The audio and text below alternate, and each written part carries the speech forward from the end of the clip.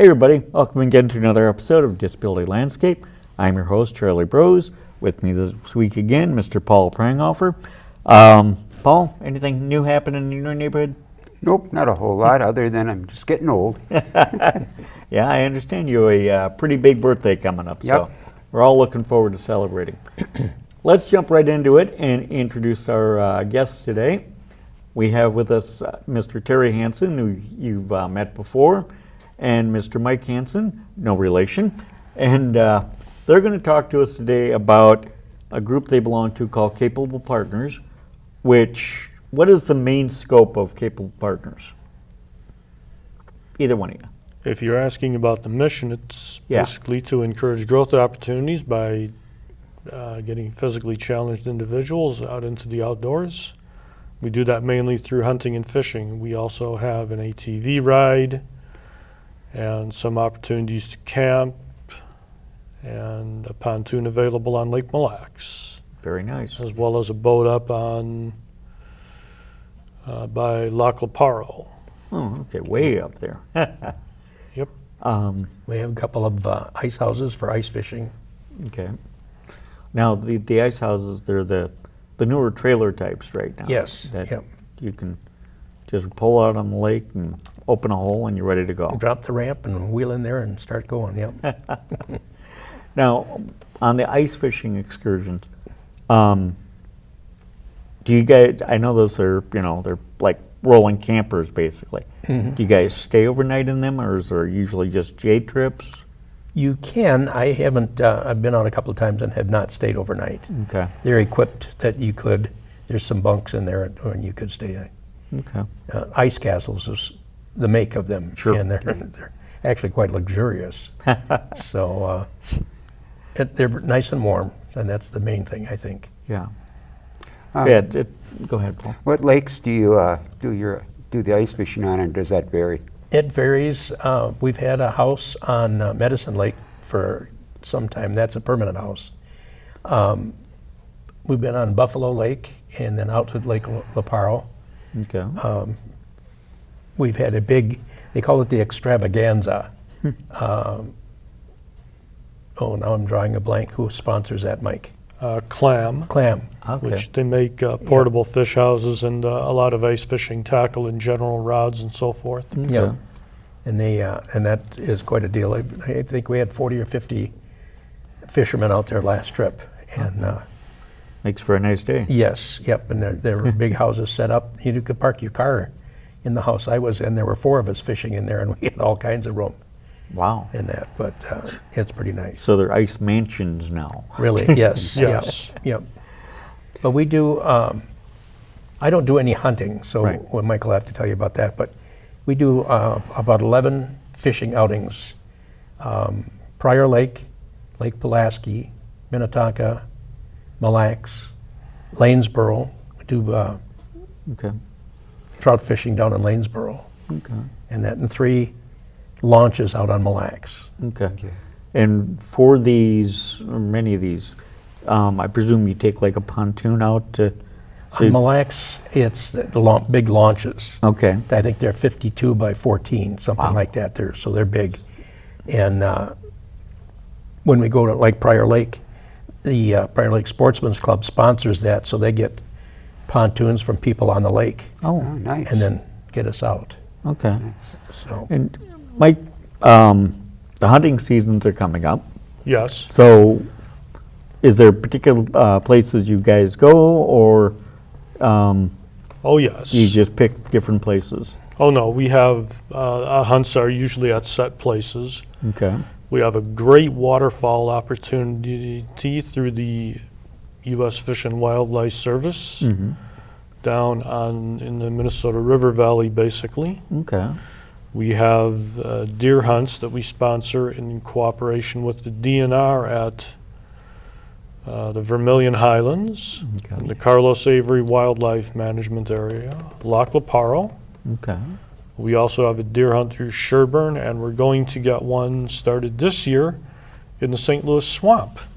Oh. And we're really, it's down part of the Minnesota River Valley. That's through a national wildlife refuge, Okay. as is Sherburne. And we're really looking forward to starting that new deer hunt this year. And what is the game that you usually go out for? Are you talking me or Capable Partners in general? Well, you personally, and then what, I personally enjoy deer, waterfowl. I go after pheasants sometimes. Capable Partners does deer, waterfowl, pheasant, turkey. Okay. Both a turkey event sponsored at a game farm up by LeBlanc's. Okay. And we have several places where we actually hunt wild turkey. In addition to the deer hunts I mentioned earlier, by the way, we have some archery deer hunting opportunities. Okay. You have a question, Paul? Go Yeah, for it. so I'm a little bit aware about hunting, although I don't hunt myself. I know the archery or the bow and arrow season has already started, hasn't it? Is that correct? Correct. Okay. And how long does that season go? Oh, that goes at least through December and may go into January. I don't hunt archery personally, yeah. so I'm not the right Now- person to ask. For you personally, being visually impaired, is there somebody that helps you sight the deer then? And, Absolutely. okay. You're not just, pulling no. up the gun and duck, I'm shooting. Well, I can do that too if you want to make things exciting. Yeah, well, there is though, that. well, no, seriously, there is someone with me, and their first responsibility, as far as I'm concerned, is if they tell me to fire, it's a safe shot. Okay. Second, I try to hit something, and thanks to God, my hunting partner, the last 3 or 4 years, I've done very well. Well, that's helpful. This is open for both, but the people involved, the people that come with the disabilities, they are wide-ranging, correct? Yes. Yes. Okay.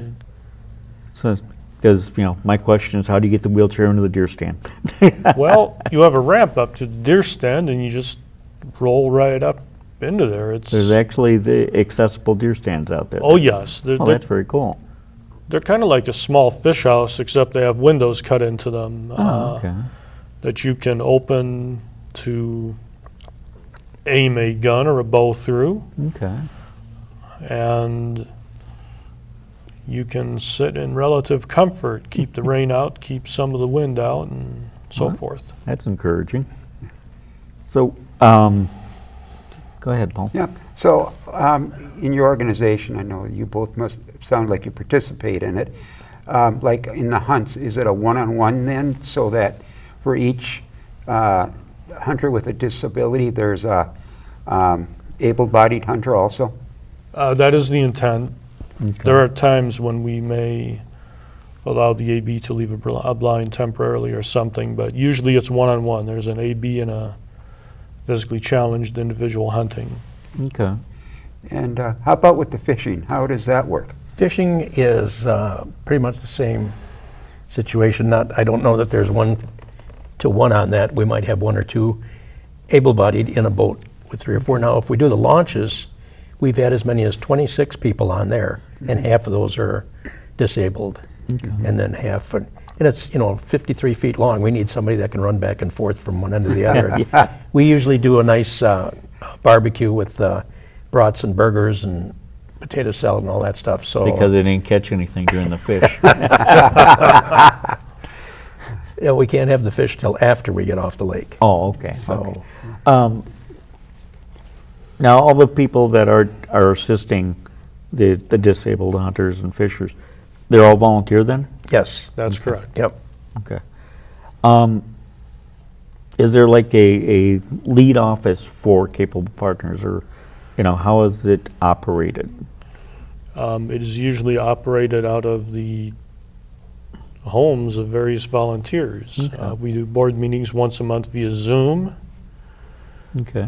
We do have a post office box in Golden Valley. We have a website, Ah, www.capablepartners.org, and we can also be found on Facebook. awesome. Each event has a coordinator, and they usually work from their home. I've done a couple of different ones, Prior Lake and now Lake Mille Lacs. Okay. And we just get, the schedule goes out, and our name and numbers on there, and people can call and sign up Okay. to go. And And on an average trip, how many people do you get? I think on the launches, we've been around 15 or 17, something Okay. like that. We take 3 pontoons on when we go on Minnetonka, Okay. and we have to kind of balance out on that one. If we get the power chairs on there, we don't want to put 2 or 3 power chairs on one pontoon. Right. So we have to balance those out. And last August, we had 13. Wow. Okay. Wow. So when you're out fishing, Mm-hmm. what do you focus? I'm assuming on Mille Lacs you're trying to get walleyes. Yes, How yeah. about when Minnetonka and Prior Lake and those? Panfish for that. And we also have a specific muskie hunt, or muskie fishing trip on, and it is a lot of hunting for that, but that's on Minnetonka. So has anybody ever gotten a muskie on one of those Oh, trips? yes, yep. Cool. I think the coordinator, last count, had done it for 26 years and has yet to catch a fish. Yeah. He may have gotten one last year, but that was his big deal. You know, I've been doing this for 26 years and I haven't caught a muskie yet, but I'll be here next year. So, He can't complain too much. He won a custom-made fishing rod at one picnic. yeah, Ah, yep, good. yeah. Well, I have heard it said, for every muskie you catch, you probably have 10,000 casts. Yeah, yeah. At least. Yes. My arms aren't strong enough for that. I haven't, I tried it a couple of times and it was just way too much work. And I was catching fish the size of the lures that they were throwing and Okay. happy about that, but Yeah. that, it just was a little bit more for me than that. And muskies are fighters. They are a lot of fun to catch. Yeah. So it was a good walleye. Yeah. And every once in a while we'll get a smallmouth bass on Mille Lacs too. And that's a good battle. They're a lot of fun. We also have some very special trips. One we just started up around Ely this year that I think went pretty well, correct? I don't know, I haven't heard anything about that one. Okay. Now, that this was a fishing trip or hunting trip? fishing. Fishing. Okay.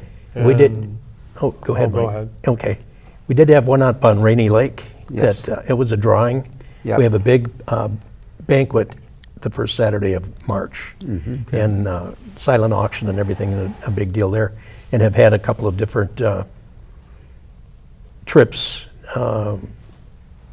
Lake Michigan for salmon. We've done that. Wow. Then up to Rainy Lake for walleyes and stuff. And those turned out really good.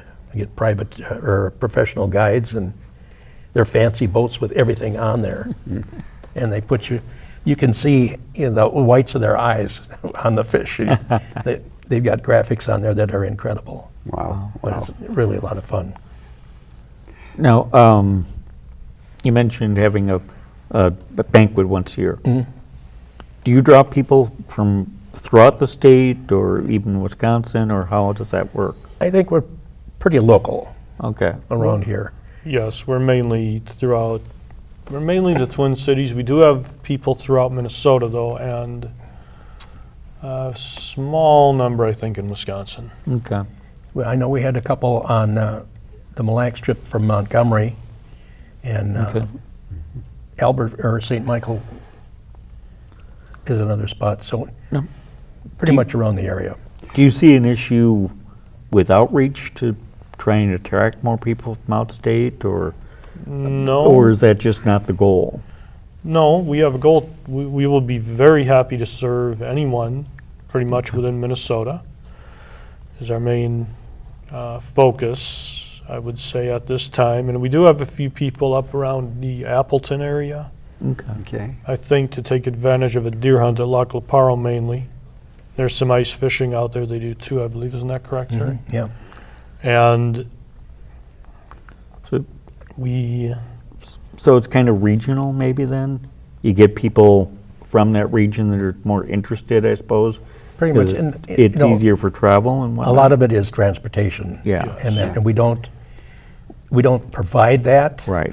Somebody will call, and I know I picked Mike up a few times on different stuff, so we kind of depend on each other for that. But if you get too far away, the Metro Mobility doesn't go that far Yeah. and that stuff. So You also can't really transport weapons on Metro Mobility for hunting or so forth. Yeah, probably. The drivers aren't too comfortable with that, No. I'm sure. I really don't blame them. I mean, I can perfectly understand their reasoning behind that. Oh, yeah. So, for yourself, so you go on a hunt, and let's say it's not in Metro Mobility's area. How you have to arrange your own transportation, I take it there. Sometimes my wife is kind enough to give me a lift. Okay, okay. There Well, and back. he's offered to drive once or twice, but she gets pretty upset. And then I'm assuming that's the same with the fishing. If it's Yes. not within Metro Mobility's range, you're responsible then for getting your own transportation. Yeah. Yes. And, we've got you get to be good friends with different people, and most of them are not afraid to ask for a ride, and the rest of us are not afraid to offer a ride, if it's at all possible. So, Yeah, we're trying to work on a database of people who may offer transportation, but then you have to break it down by event, and it gets a little tricky. Yeah, I'm sure. So another question that I have for you folks. So I want to go on one of the fishing expeditions, and if I need assistance beyond what you provide for fishing and stuff, am I responsible for bringing someone with to be to provide that assistance? you can do that. Yep. We have a number of couples that are able-bodied and disabled, and they come in. My sister and brother-in-law and 2 nephews have gotten very involved, helping out with other stuff and then fishing with me and that. So if I want to go hunting and I don't own any firearms of any kind, do you folks provide the equipment to do the hunting or the fishing? We do not provide firearms and so forth for hunting. Generally, you may be good enough friends with a member to borrow a firearm. Fishing, I know they provide all the equipment you need at the trout fishing event at Lanesboro, and Terry, you can speak to the other- launches have everything on there that you need. And when I did the Minnetonka one, a couple of people didn't have, and I've got a garage full of fishing gear. So I said, I'll bring you a couple of rods and reels and that stuff. So we can sort of provide that, but the club doesn't have a lot of that. We had some equipment years ago, and you never knew where it was. And people would borrow it and then forget to return it. And you try to track it down, and it just got to be too much. So Yeah. Okay. Yeah, the main issue too with hunting is it takes a lot of familiarity with a firearm to both be safe and to shoot accurately. Sure. Yes. So that is why we will probably never provide firearms for people So, to use hunting. If I go on, for example, a hunt with you, am I expected to have some kind of previous firearm training, or for safety reasons and stuff? Minnesota state law requires firearm safety for people born after a certain year. I don't know the year offhand, however, we would strongly advise people to take a firearm safety class just to make certain they know what they are doing and they can handle whatever they're using, be it a firearm or a bow, safely. Well, when Paul was born, they were still using flintlocks, so. Well then, I'm sorry I can't help you much with flintlock safety. don't they have sight-in Yes, fence then too? we do have sight-ins for all big game hunts where we have members qualify with something like 3 shots in an 8-inch circle, I believe, Okay. at 50 or 100 yards. And we also, with new members, will assess their safety, how safely they handle a firearm at those events. Safety is our first priority when we hunt or fish. Definitely. Definitely. Yeah, none of us need to come out of one of these worse than we went in. No, No, there no, for sure. there are definite, Sure. definite edges there. In the hunts, Mike, what's the best thing you've got? 10-point buck. Nice. Nice. That was 2 years ago when it snowed in October, and we went on a special hunt then, and Saturday was a day right between two weather systems, and we went out about 2 o'clock, and shortly thereafter, a 10-point buck showed up, and he didn't leave. So it's like you had a nice target on him. Not that you saw it, but I thank God my hunting partner was able to. got him, and So now, when doing that, the partner will, you'll actually handle the gun and sight and all that. He'll just say, go to your left, go to your right, or how does that work for him? he will actually adjust the gun somewhat. Okay. It gets to be a very fine tuning process to give verbal directions, Okay. and then he'll tell me when to fire. Okay. So, Go ahead. Did they use the laser thing at one point? We tried that, but lasers, I have never found one that works well in daylight. Okay. but they help you physically sight the gun Correct. and then You advise you when actually it's best take the to shot. fire. Yes, I take the shot. Okay.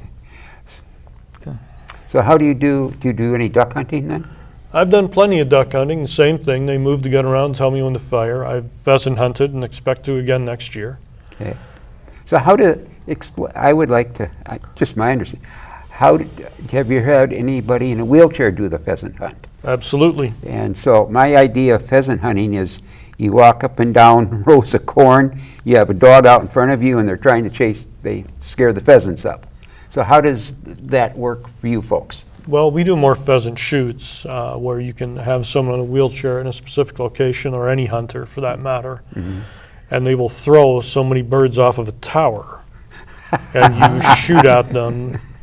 The tower and everything is pretty much out of range of anybody shooting, I believe, and well, believe it or not, it is not anywhere near 100% lethal for the pheasants. And now how about fishing? What's the biggest fish you've caught with the group? With the group, probably 23 inches. My biggest walleye is 28 and a half. I got 2 of those, and I'm shooting for a 30-incher.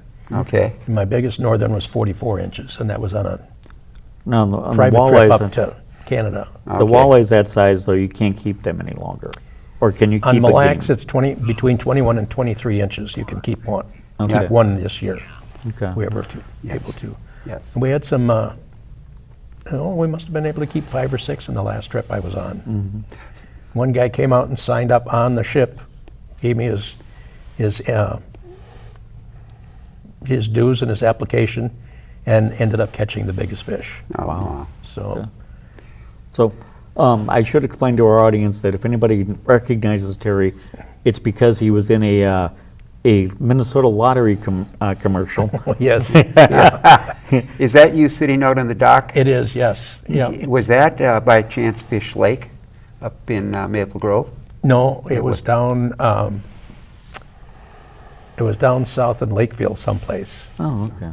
I can't think of the name of it now, but they didn't necessarily wanted to see my front side, so they got the back. I brought bait and everything with me, and I offered to hook up and that, but they didn't want me to catch a fish. I was just supposed to sit there. Well, you did a great job. That was it. Yeah, that was pretty fun. It was very interesting to watch all the setup and everything. Yet when I first got there was a guy that had blocked out a certain area of the parking lot, and he wanted the truck here and another truck there, and I could park over here. And then he was leaving because their next shot was at the zoo, Minnesota Zoo. Okay. So he had to go and lay out the stuff there. And then I didn't have to go through makeup, but they did put tape over the quickie sign on the back of my chair. Of course. Okay. And so they couldn't have anything showing like that. But, No free advertising. no, but it was pretty interesting. I mean, it was worth the time Cool. to go and do it. So, But do you play the lottery? no, only once or twice have I ever done anything like that. So, So the irony there is pretty rich. right, yeah. Yes, yes. Well, somebody had called a friend of mine and said, "We're looking for somebody in a chair that fishes." And he said, "I know, just the person." So now, have you had Margot Imdick or Margot Cross on the show before? We have not, but looking forward to it. So my new travel, my my talent agent is Margot's cousin. So it just, everything intertwined somewhere or another, and that was pretty interesting. I think, we're starting to run a little short on time. So one of the questions I have, if I'm interested in signing up as a participant, what's all involved? Well, Yeah, you can go to the website and sign up there, or find one of us we have a magazine, it's called The Partner, comes out with all of our events on it, and a schedule, and an application on the back page. It's $25 a year. And the only other, I don't know if is there a fee on the pheasants or the turkeys? I don't believe there is at this time. Okay. Usually on the launch, we kick in $10 a piece. Okay. 5 goes to the captain, and then 5 goes in a jackpot for the biggest fish. Okay. So, and then, of course, all the license fees and everything is up to the participant. Yes. Correct. Yep. Okay. Yep. Okay. We do offer assistance for people if they have financial hardships. Okay. And for what I understand, the last few years, there's been not a lot of deer licenses issued. Am I correct there? Or doe licenses? Well, that really depends on the zone you're in. Okay. For example, down at Dakota County Vermilion, you have no trouble at all getting a license to take more than one deer, and Okay. you can take only one buck, but a couple of does. And if you have what's called a shoot from a motor vehicle permit, which you can get under some fairly specific restrictions, you may take either a doe or a buck, usually with your standard deer license. So a shoot from a motor vehicle, I'm sorry, to me that sounds kind of redneck. It has to be, it has to be stopped. It has to be standing Okay. still. You can't be driving and shoot. Okay. And it is something you have to get with a doctor's signature. It isn't like down south where supposedly you can shoot animals out of the bed of a moving pickup with a beer in your other hand. We Exactly. strongly discourage drinking while one hunts, and we do not allow people to shoot out of moving vehicles. And all the hunts, all the gun hunts are with long barrel vehicles or weapons, correct? Correct. We do not. You're not allowed to use a pistol or, No. okay. We don't allow the use of handguns on any hunt. They are legal for certain handguns are legal for taking deer, but we do not allow people to use handguns Okay. at this time. Well, gentlemen, we do have to wrap it up. I want to thank Mike Hansen and Terry Hansen, again, no relation. Yep. And Mike, we look forward to having you back to talk about a little trip you took a number of years ago down the Appalachian Trail. I took a little walk, and people still want to hear about it, I guess. Well, our audience hasn't heard, so we got to let them know. Sounds good. Thank you, gentlemen. Right. Thank You've been you. watching Disability Landscape. We'll see y'all next time.